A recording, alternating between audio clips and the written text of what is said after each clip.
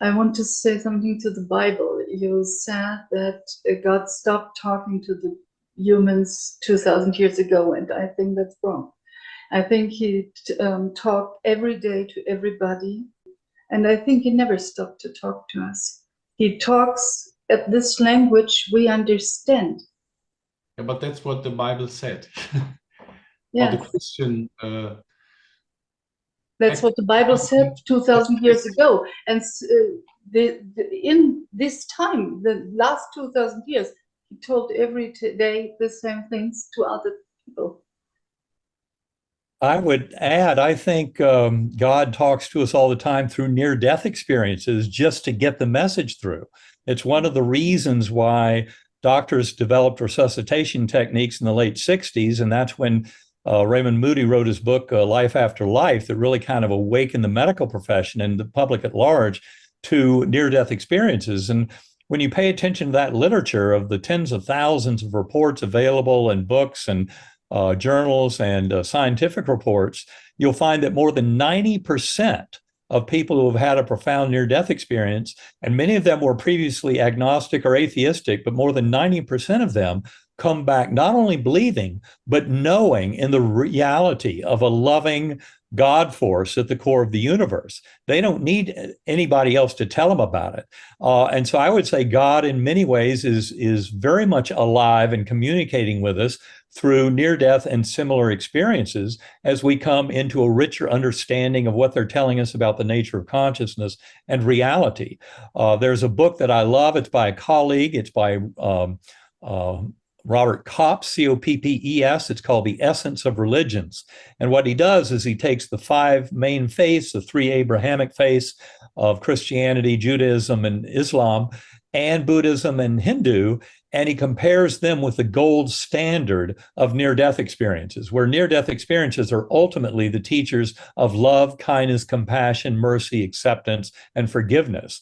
And basically, I think that book does a lot to show us how religions could get much in alignment with this, but you don't need to worry that God is not communicating with us through all of these near-death experiences and through humanity awakening to them. That is a gigantic form of very real in the now communication from that God force at the core of the universe.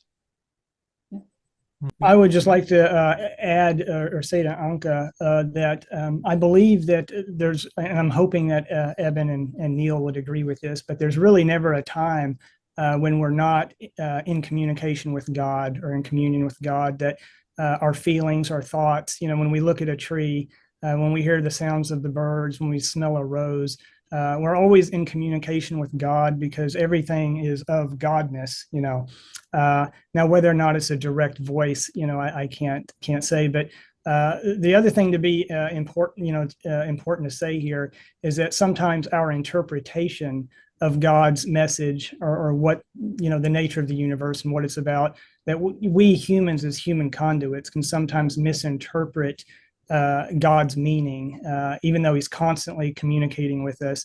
But I take solace in the fact that in some way, I'm always in connection with God and somehow in communion with God, even though I don't always, get it right. I don't always interpret it correctly, but hopefully I'm getting better and better at doing so, at knowing God's meaning. I think the more we can just focus on unconditional love and realize, as I did when I came back from my coma, that one of the biggest problems was not that we don't love our enemy or love our neighbor enough. It's that we don't even love ourselves enough as the sacred divine beings that we truly are. And that is something that is best manifested by serving as a conduit. So through meditation, centering prayer, to get in touch with that kind of loving, infinite power of healing of that God force, and simply to allow it to flow through us and to help our fellow beings, so that the more we just focus on the beauty of nature and the beauty of what we can do to help others and be of service to the higher good, I think we're doing all we can to bring that loving God force into reality. Guyus, can you tell us about your book? How did you come to that? Yeah. What is the content? The Forever All. And that's my personal tailored views of pantheism, It's actually I even have as the subtitle a philosophical and spiritual guide. So I kind of try to discuss what I believe the nature of the universe is, and, how the universe, that I believe that it's eternal, that all is one, and not all pantheists agree with this, but I believe that each of us can say that, you are that one. So yes, it's all one, but each of us can view ourselves as the apex of the forever all of this whole tapestry. And so, because you're viewing it through as a human conduit, from your specific position in time and space, as a human right now. But each of us, kind of as Carl Sagan said, each of us is the universe trying to perceive itself. And so in that regard, ultimately this is egoic, and I wouldn't normally recommend this, but ultimately you are God. You are that supreme being. You are the summation of all things. That doesn't necessarily mean that you are all powerful or all have access to all knowledge, because again, you're limited because you're experiencing yourself, the universe, through the conduit of a human being within the confines of time and space. But ultimately, it's all connected. It's all a oneness, and it's a beautiful tapestry. Kind of if I could give a overall synopsis of what I think the universe is, it's a yin yang kind of a thing. So it's a positive and a negative. It's not all good. There's no such thing as, we're going to once go to some place where we live happily ever after and everything is just positive and good. And I would like to think that most don't think along those lines, but that we will always have to struggle with ups and downs. We will always have to face, some form of suffering or some kind of difficulty, some kind of challenge. So it's a yin yang thing where we always, through life, undulate up and down, kind of like a wave, from one life to the next. So I believe the journey continues. That's another thing I discuss in the book. My views of an afterlife or reincarnation. That the journey continues. Yes, the human body dies, but that's just the human vessel. And then after that, consciousness, that which, if you think of us, that which is the perceiver, the passenger, so to speak, that passenger is what continues. That's what keeps going from one life to the next. And there'll be good times, there'll be bad times, but hopefully, and this is what I believe, it all balances out in the end. The universe is a great balancer. It's a great mechanism, a very divine thing that is conserved. So it's never going to be this thing that becomes totally corrupt or wither away. And it's not something that's going to become this ultimate great thing. It's this thing that's conserved, this beautiful tapestry. I believe it's always been here, and I believe it always will be.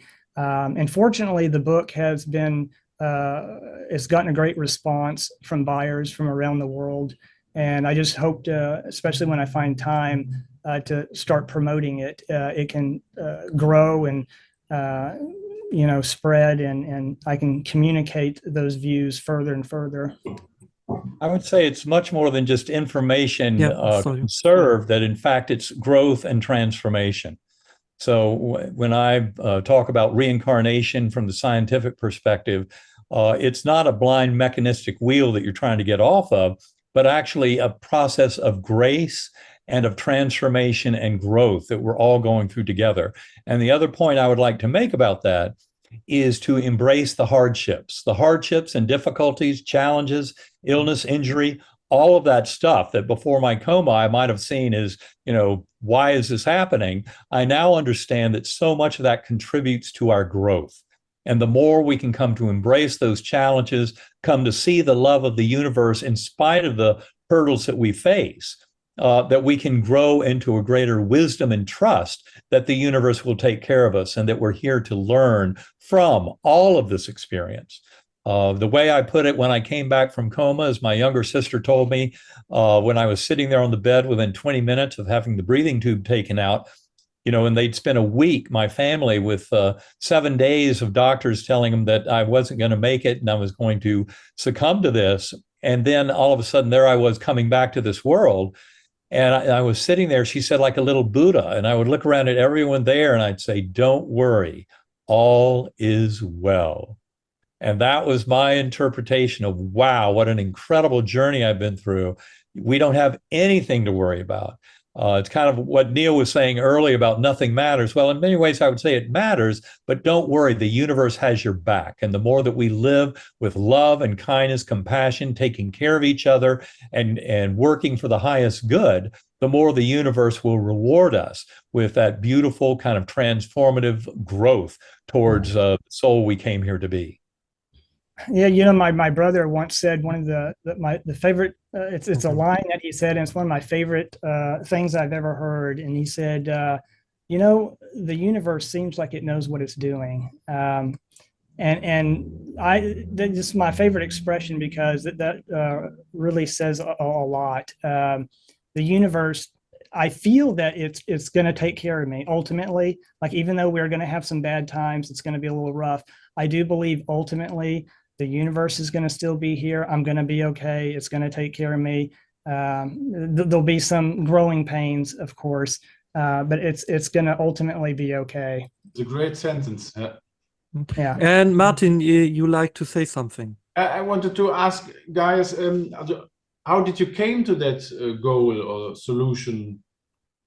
How did you find that way? I guess, well, one thing, even though when I was at a very young age, even though we weren't strongly religious, we went to church a little bit, as a family, but then we kind of quit going. And so even though my parents considered themselves, and their generation considered themselves Christian, they kind of really gave me the freedom to explore different religions and different philosophies.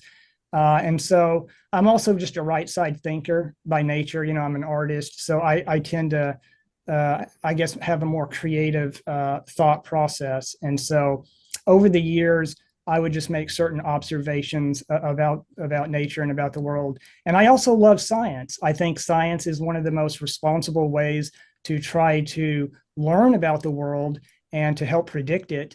And I think it takes two. I think ultimate truth will arise when the scientific thinkers kind of join hands with the spiritual thinkers, because it's kind of a balance between the two. It's the truth is in that fuzzy balance between the two, in the fuzzy middle. So I don't think the world can ultimately be explained strictly scientifically, and I don't think it's going to adequately be done just strictly talking metaphorically or spiritually. But if you can kind of combine those two, you're going to get some gold nuggets of truth. And so when I started realizing this and I started having these conceptions, I started writing them down. Didn't even plan on writing a book at that point, but I just finally, because that's what this book actually is. It's a collection of all the writings I had done in the past, just collecting all these thoughts. And I thought, I think I need to share this, and I think other people would enjoy it. And so I had to kind of make it, coherent, in a good order. But yeah, I compiled it all, and that's how I got the book. Also a result of many books you read and. Well, I have, different sources, not just books, but just all my life experiences, whether it's something I saw in a movie or something I read in a magazine, something my parents told me, something that I learned from a friend. So it's a culmination of all that stuff. Finally, and that's one of the great things about the human mechanism is we are absorbing all this stimuli and then funneling it and hopefully creating something that's coherent and something that's truthful. But, like I was saying earlier, I don't know that I'm always right about everything I say, but I try to be, and I try to improve on, if I find out that I think I'm wrong about something, I'll be quick to try to adjust my thinking and to admit it. Well, guys, I think you might be interested in our book, Living in a Mindful Universe, because we try to unite science and spirituality. Really by, it starts with my experience, but then with a review of a lot of other facets of near-death and shared death experiences, of after-death communications, all the kind of parapsychological evidence for non-local consciousness, including telepathy and remote viewing and precognition, but also talk about neuroscience, talk about philosophy of mind and what's called the binding problem, all that evidence for non-local consciousness, as well as quantum physics, because every bit of that is relevant to making a grander statement about how science and spirituality are coming together. Because as we often say, neither one, science nor spirituality, can move forward without the other. And spirituality there is just an admission of the oneness or unity of consciousness that we all share with the universe at large. And also a sense of shared meaning and purpose. That's all you need for spirituality. But we take that to a whole new level in uniting science and spirituality in living in a mindful universe. Martin, guys, do you have another question for Dr. Eben Alexander?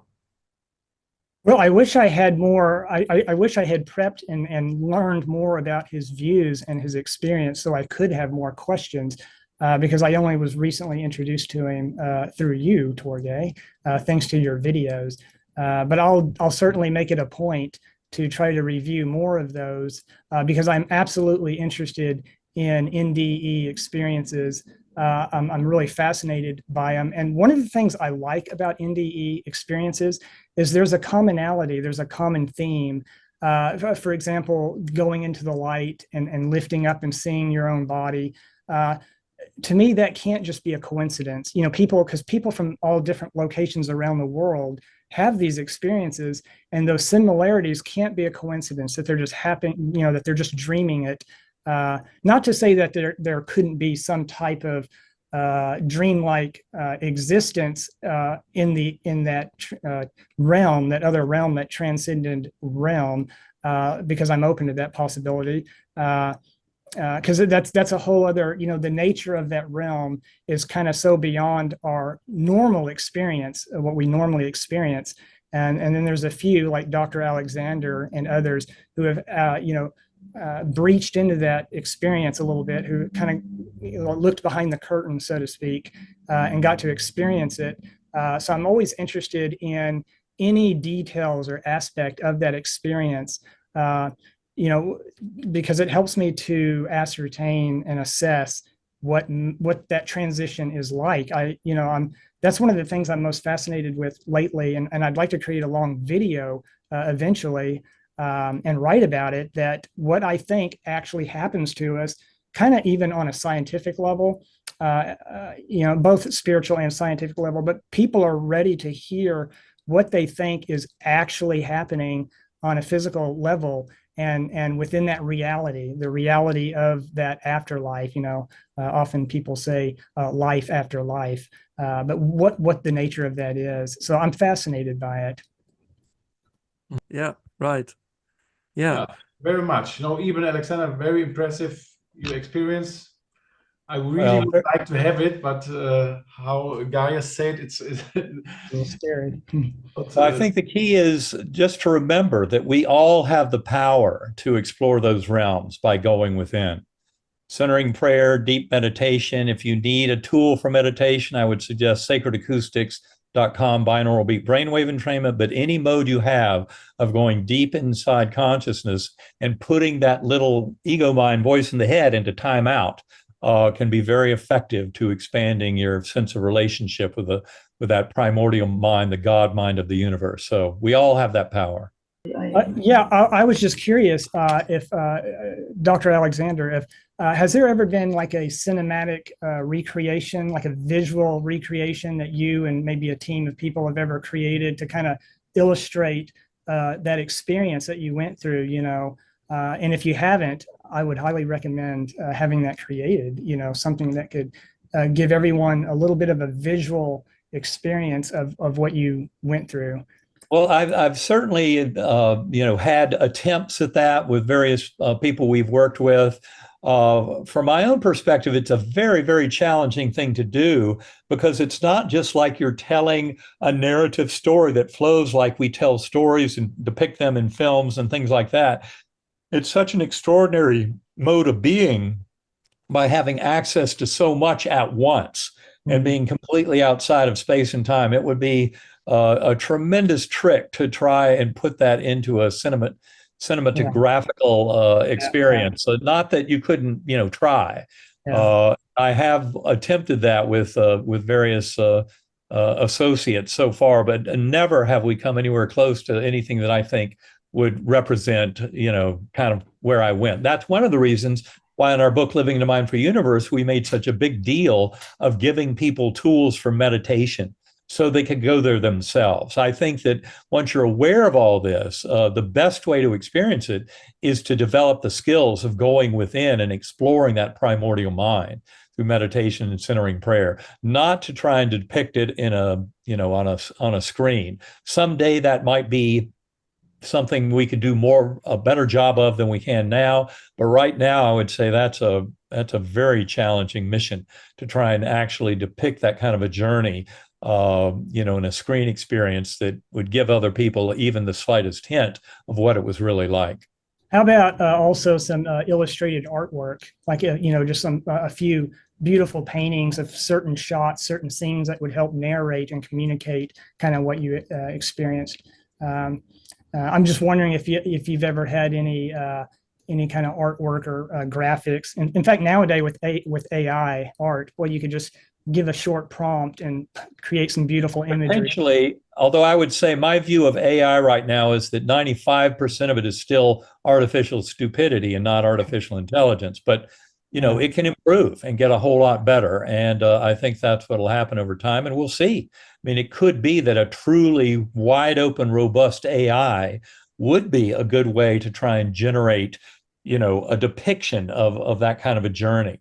I think trying to do it from a human perspective, I mean, the words in a narrative, like in the book Proof of Heaven, as much as I was satisfied with those words after the 10th rewriting, I would still say that our language is far too limiting.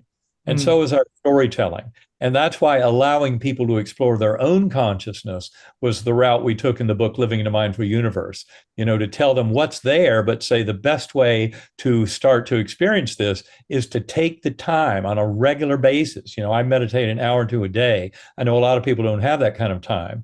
But whatever time you can spare on a regular basis going within is what will enable people to start to develop the ability to do these deep dives into primordial mind. Yes. Mm. Yeah. So, Yeah. good night. Okay. All right. Yes. Thank you all. Great Good night, Martin. Great hearing your story, Anke, and Guyus and Martin. So wonderful hearing what you have to say too. Thank you all. I thank you all. It Thank was you, a pleasure Eben. to meet you all. Yeah. Maybe one day we meet in life, in real Yes. life. That would be wonderful. I would love That that. would be great. It's All right. not impossible. Thank you very Okay. much. Bye. All right. Thank you all. Bye-bye. Tschüssi. Bye.